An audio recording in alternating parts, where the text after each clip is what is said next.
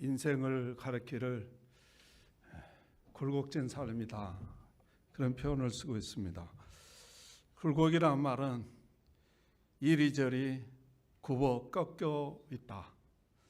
다른 말을 말하면 사람이 살다가 잘 되거나 또 잘 안 되거나 하는 일이 번갈아서 반복된다는 것이죠.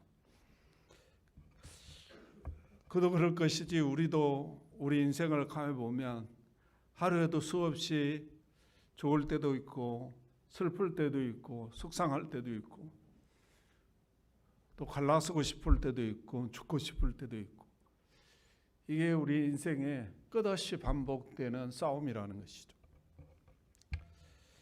그 굴곡진 인생 중에 타인 많은 사람이 있을까? 그래서 오늘 본문을 이렇게 보면서 그 굴곡진 인생길에서 다윗이 어떻게 살았는가를 하나님 우리에게 조명해 주는 것 같습니다. 그러면 이 말씀 받고 우리의 인생길은 굴곡진 삶이어서 좋을 때도 있고 또 속상할 때도 있고 또 화날 때도 있고 여러 가지들이 계속 반복해 가는데, 그걸 따라 결정하면 인생이 패망한다는 것이죠. 속상할 때, 죽고 싶을 때 농약 먹어버리면 인생 끝나는 것이죠. 그러한 굴곡진 삶 속에서 그걸 따라 살아가는 것이 아니라 다윗은 그 굴곡진 인생에서 어떻게 살았는가를 우리 주님이 조명해 주면서 우리에게 요구하고 있는 것 같습니다. 너희들도 그렇게 살아라. 오늘 본문에 보면 이 다윗이 십강야죠. 십강야, 하나님이 주신 그 십강야에 600명의 사람들과 같이 살아가고 있는데, 이 사울의 다윗이 십강야에 있다는 소식을 듣고 군사를 일으켜서 쳐들어옵니다. 그러면 다윗은 살기 위해서 도망가야 되잖아요. 십강야에서 거기 있으면 죽게 되잖아요. 다윗도 가족들이 있고 그런데, 근데 이상하게 또 거기서는 머무르고 있더라는 거예요. 여러분이 잘 아는 그릴락에서는 사울왕이 군대를 일으켜서 쫓아오니까 그릴락 사람 버리고 도망갔거든요. 근데 여기서는 또 머무르더라는 거예요. 근데 왜 그랬는가 이리 봤더니 하나님께서 기도해서 받은 땅이라는 거죠. 그래서 여기는 머물러야 된다는 거죠. 그래서 머물렀는데 진짜로 사울왕 군대가 완전히 포위했어요. 포위해가지고 이제 생체로 잡든지 죽든지 둘 중에 하나예요. 그런데 하나님께서 블레셋 군대를 일으켜가지고 블레셋의 유다를 침공해 오는 거예요. 그러니까 이 사울은 다윗이 문제가 아니잖아요. 지금 블레셋을 물질했잖아요. 그래서 블레셋과 전투하기 위해서 이 포위를 풀고 블레셋과 전투하는 역사가 일어나므로 다윗은 사는 역사가 일어났어요. 근데 중요한 건 이제 이 사울왕이 블레셋 군대를 물리치고 왔는데 어떤 사람이 신고를 한 거예요. 다윗이 지금 엔게디에 있다. 엔게디에 있으니 그 신고를 하니까 이 사울이 3,000명의 군사, 정예부대죠. 우리나라 말로 하면 뭐죠? 유니트? 아니면 공수부대 뭐 이 정도 되겠죠. 해병대 막 모집해가지고 지금 엔게디로 쫓아온 거예요. 그래서 다윗이 너무너무 급해가지고, 그 엔게디라는 말은 들염소의 샘이라는 뜻이거든요. 그러니까 들염소들이 물 먹는 지역이다 이 말이죠. 그만큼 풍성하고 목초지가 좋은 땅이었는데 거기에 엔게디에는 동굴들이 너무 많았어요. 지금도 가보면 굉장히 많더라고 보니까. 큰 동굴들이 안에 들어가면 막 동굴들이 여러 개가 안에 들어있어요. 근데 600명의 사람들과 어떻게 방법이 없어가지고 엔게디 동굴 속에 숨은 거예요. 근데 사울왕이 거기는 뭐 둘에 무슨 화장실이 있겠어요? 그 시대에. 화장실 올라오면 대놓고 다 보라는 듯이 볼 수는 없는 거잖아요. 그래서 화장실 보러 가는데 또 뭐 호위병들 데리고 갈 수도 없는 거잖아요. 그래서 겉옷을 그 동굴에 벗고 그 동굴에서 볼일을 보고 있었다는 거죠. 그래서 다윗의 사람들이 이걸 보고 하나님께서 기회를 주셨습니다. 드디어 이 사울왕을 단칼에 죽일 수 있는 기회를 주셨으니 죽이십시오. 그러니까 이 다윗이 칼을 빼가지고 들고 살금살금 가가지고 다윗의 옷자락, 사울왕의 옷자락을 베어왔다는 거예요. 이 얼마나 미련한 사람이고 이 얼마나 나약하냐 이 말이죠. 아니 사울왕의 목을 베어와야지 어떻게 옷자락을 베어오냐고. 사울왕을 여기서 살려놓으면 자기도 연로하신 부모님도 자기를 따르는 600명의 사람들도 여기서 죽을지 살지도 모르는 상황이라. 또 살아난다 할지라도 언제까지 쫓겨다니다가 결국은 연로하신 부모님들도 자기도 600명의 사람들도 사울왕의 군사들에게 잡혀서 언젠가는 죽게 돼 있다고. 그러므로 다윗이 살기 위해서는 사울의 옷자락을 베어올 것이 아니라 사울의 목을 베어야 된다고. 그래야 그 목을 들고 3,000명의 군사들을 향해서 너의 왕이 주겠다. 이 하나님이 정말로 기름 부으셔가지고 사울의 왕위를 이어받을 나 다윗이 사울왕을 죽였다. 이래야 자기가 왕이 될 수 있는 확률이 많아지는 거라고. 그렇지 않겠습니까? 그리고 지금 이거는 하나님이 주신 기회라고. 정말로 어떻게 자기네들이 600명의 군사들이 동굴이 있는데 거기에 수많은 동굴이 있는데 그 동굴 속에서 다윗이 숨어있는 동굴로 들어오냐고. 볼일 보기 위해서. 또 주변에 움푹 패인 데가 얼마나 많아요. 근데 왜 동굴 속으로 하필이면 들어오냐고. 이거는 하나님께서 사울을 죽이려고 다윗에게 기회를 준 거죠. 그러므로 다윗의 입장에서는 하나님이 주신 기회라고 믿고 잘라버려야 된다고. 그래야 고난이 끝나고 자기가 왕이 될 수 있는 확률이 많다고.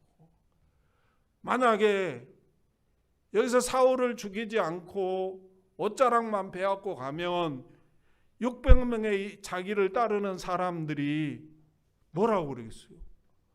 이 다윗은 정말 나약하고 배짱도 개미 배짱이고 우리가 이런 사람을 어떻게 믿고 지도자로 세울 수 있나 라고 해서 그분들이 다윗에게 신뢰를 할 수가 없는 거라고. 그러므로 그들이 쿠데타를 일으킬지 아무도 모른다고. 아니 우리가 죽게 생겼는데 우리가 지금 사울왕을 피해서 숨어 살고 있고 정말 먹고 살게 잠자리 여러 가지로 추위와 더울 때는 더위와 함께 싸우면서 고난받고 있는데 이 고난과 역경이 끝날 수 있는 기회를 주어졌는데 이 다윗이 사울의 목을 베앗고 오는 것은 옷자락을 베앗고 왔을 때 이들이 얼마나 상심하겠느냐고. 자기들은 언제 죽을지 모르는데. 그러므로 이 다윗은 입장에서 보면 600명의 군사들과 자기 가족들과 자기의 미래를 위해서라도 이 사울의 목을 베어야 된다고. 그런데 옷자락만 잘 나왔다는 거예요. 그러니까 이 600명의 사람들이 얼마나 상심하고 정말 어찌할 바를 모르는 거죠. 하나님이 주신 기회인데 그런데 다윗은 이 600명의 사람들에게 내가 왜 이 옷자락만 베어왔겠는가를 설명하는데요. 한번 봐보시기를 바랍니다. 6절이에요. 6절 한번 봐보세요. 이 6절이 600명의 사람들을 지금 옷자락을 베어갖고 와서 설득하면서 하는 말이에요. 6절 한번 봐보세요. 자기 사람들에게 이르되, 자기 사람들이 누구요? 600명의 사람들이죠.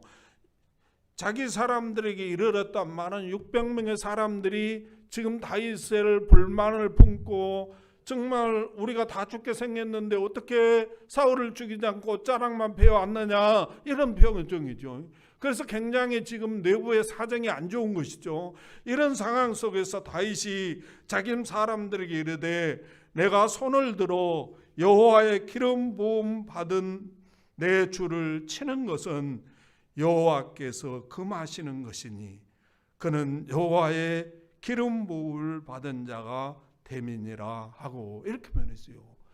다시 말하면 왜 내가 이 옷자락만 베어왔지 않느냐, 나도 이 옷자락만 베어오고 사울을 죽이지 못하면 나도 언제 죽을지 모르고 찐자리 마른 자리 걷어내면서 나를 키워주신 저 연로하신 부모님이 또 언제 죽을지 모르고 또 당신들도 언제 죽을지를 모르지만 또 산다 할지라도 엄청난 고난과 굶주림과 배고픔과 헐벗고 또 잠자리 걱정하며 불안한 삶을 살아갈 수 있지만 그렇다 할지라도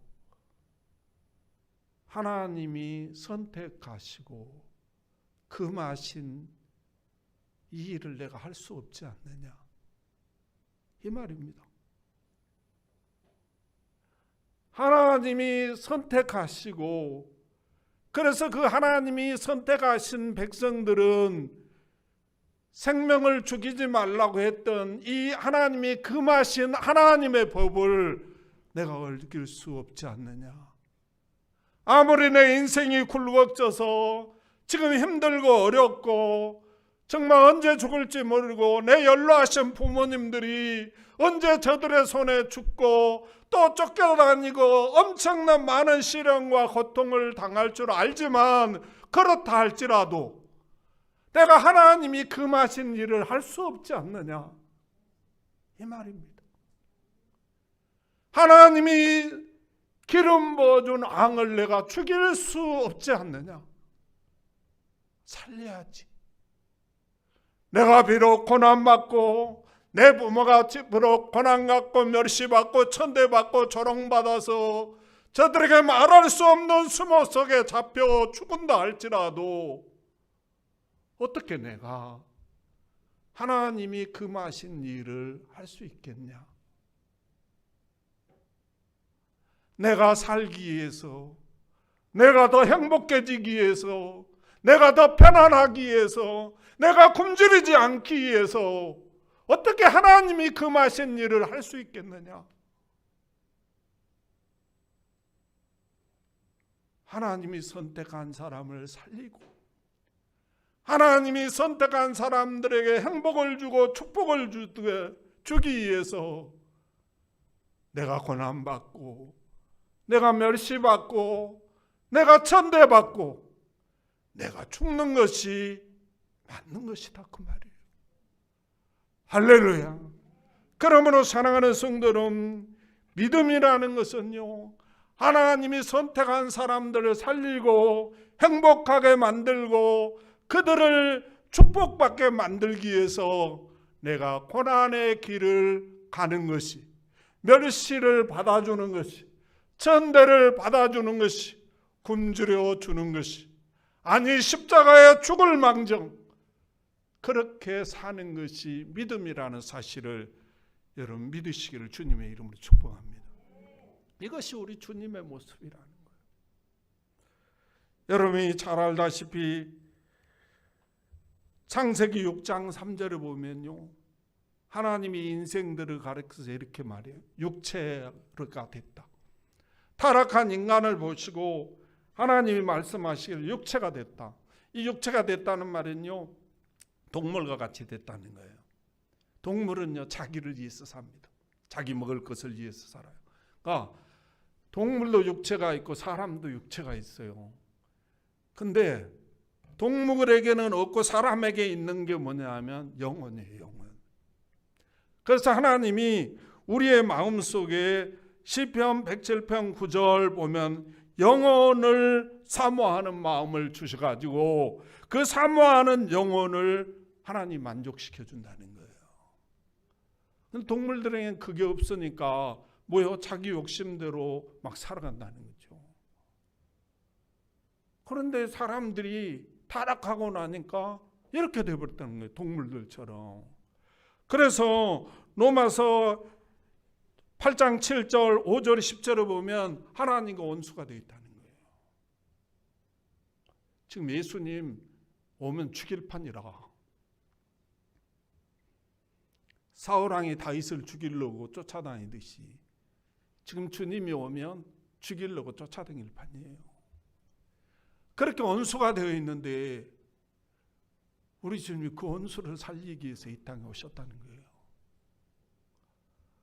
그 원수를 살리기 위해서 본인이 멸시와 천대와 말할 수 없는 수모와 모욕과 극기하는 이 시대에 그 시대의 최고의 사형들이는 십자가에서 멸시와 천대와 그 수치와 모욕을 당하면서 십자가를 죽어주셨다는 거예요. 우리 주님이 바보입니까? 멍청입니까? 못나신 분입니까? 왜 그렇게 사시는가 이리 봤더니요, 에베소서 1장 3절에서 5절에 보면 이렇게 말해요. 찬송하리로다 하나님과 우리 주 예수 그리스도의 아버지께서 그리스도 안에서 하늘에 속한 모든 신령한 복을 우리에게 주시되 곧 창세전에 그리스도 안에서 우리를 택하사 우리로 사랑 안에서 그 앞에 거룩하게 하고 흠이 없게 하시려고 그 기쁘신 뜻대로 우리를 예정하사 예수 그리스도로 말미암아 자기의 아들들이 되게 하셨으니, 이렇게 표현했어요. 4절 다시 한번 읽어도 창세전에 그리스도 안에서 우리를 택했다는 거예요. 그러니까 다시 말하면 예수 그리스도가 왜 이렇게 살리기 위해서 자기가 고난의 십자가의 길을 가셨는가 이리 봤더니 바로 하나님께서 선택한 백성들을 위해서라는 거예요. 할렐루야, 할렐루야. 이 굴곡진 인생길에서 계산으로 살지 않고 그 환경에 따라 살지 않고 바로 이 하나님이 선택해 주신 이 백성들에게 살리고 잘 살게 하고 즐겁게 하고 행복하게 만들기 위해서 예수님은 십자가의 길을 걸으셨다는 거예요. 다윗이 바로 이 예수님처럼 사울왕을 죽여버리면 고난도 끝나고 자기가 왕이 될 수 있고 연로하신 부모님도 자기가 잘 섬길 수 있고, 그런데 반면에 살려놓으면 자기 부모도 찐자리 마른 자리 갈아내시며 자기를 키워주신 부모도 저 흉악한 사울의 군대들에게 잡혀서 온갖 수모와 멸시와 천대와 말할 수 없는 고통 속에 죽어갈 줄 알면서도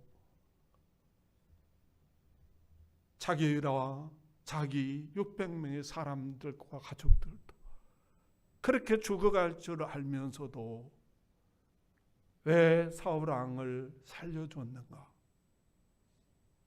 하나님이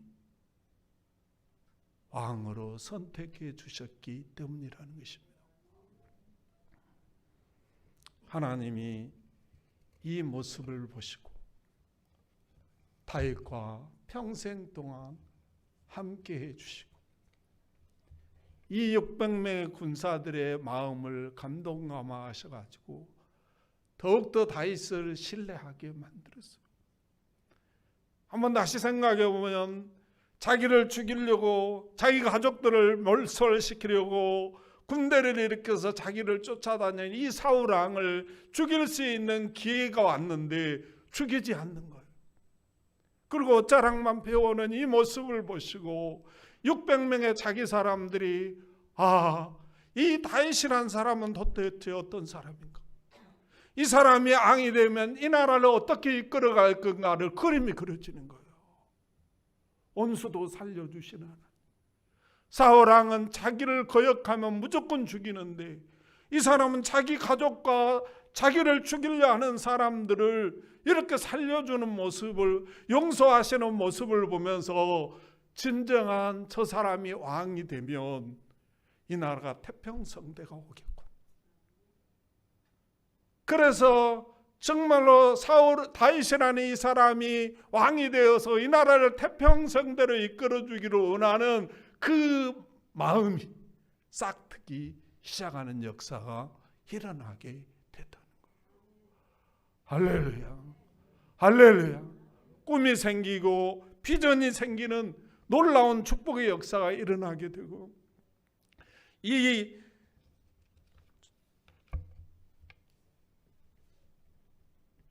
24장 17절부터 20절까지 보면요, 이 다윗이 사울 왕에게 그 옷자락 배운 것을 들면서 내가 정말 하나님이 세워주신 왕을 죽일 수 없어서 이 옷자락만 배워갖고 왔습니다. 나는 왕에게 잘못한 것이 없습니다. 신하들의 간신의 소리를 듣지 마소서. 이리 말할 때 이 사울 왕이 그 3,000명의 정예 군인들 앞에서 뭐라고 표현하냐면 네가 나보다 어랍도다. 하나님이 너를 축복하셔서 네가 반드시 이 나라의 왕이 될 것이다. 이리 말이에요. 다윗을 죽이러 온 사람이 오히려 축복해 주는 역사가 일어나므로 이 사울 왕의 3,000명의 군사들이 이 소리를 다 들은 거예요. 우리는 저를 죽이러 왔는데, 사울 왕은 저를 죽이러 왔는데, 저는 사울 왕을 죽일 수 있는 기회가 왔는데도 살려주고, 사울 왕 입에서 나보다 다윗이 더 어렵다고 해주고, 앞으로 저 사람이 왕이 될 것이라고 해주니까 이 3,000명의 군인들도 뭐예요? 마음속에 저 사람이 왕이 됐으면 참 좋겠다. 그러면 우리가 이 고생 안 하고, 말 한 자리 잘못하고 죽임당하지 안 하고, 아부하지 않아도 살아남을 수 있겠구나 라는 마음이 들게 되고, 이제 다윗을 왕으로 옹이했으면 하는 그런 마음들이 3,000명의 군사들에게도 싹트게 되는 놀라운 축복의 역사가 일어나게 됐어요. 할렐루야. 그런데 하나님이 때가 되매 블레셋 군대를 일으켜가지고 사울을 죽이게 되고, 사울 왕의 안가가 멸망됨으로 말미암아 이 사람들이 다윗을 이스라엘 왕으로 추대하는 놀라운 역사가 일어나게 됩니다. 사랑하는 성도 여러분, 왕의 자리가 어떤 자리입니까? 남자라면 다 앉아보고 싶은 자리 아닙니까? 그런데 이 다윗 왕에게 왕위를 들어서 바치는 역사가 일어나게 됐어요. 사랑하는 성도 여러분, 아무리 힘들고 어렵고 눈물겨운 그런 굴곡진 인생길에서도 하나님의 약속의 말씀을 붙잡고, 하나님이 금한 것은 목숨을 걸고 하지 않고, 하나님이 하라는 일은 목숨을 걸고 하는 저와 여러분들이 되어서 다윗과 같은 놀라운 축복의 사람들이 되시기를 주님의 이름으로 축원합니다. 기도하겠습니다. 하나님, 오늘도 말씀을 받고 보니 많이 부끄럽습니다. 정말 우리는 하나님이 금하신 일을 하지 말아야 되는데 구걸진 인생길을 살아가면서 어렵다고 힘들다고 하나님의 금하신 일을 하며 살아가는 저희들의 모습을 발견했습니다.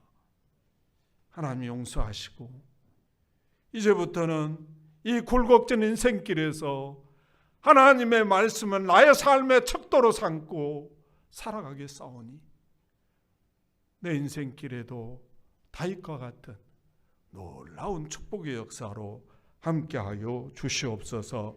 우리 주님께서 도와주시며 놀라웠게 축복할 줄 믿고 예수님의 이름으로 감사하며 기도하옵나이다. 아멘.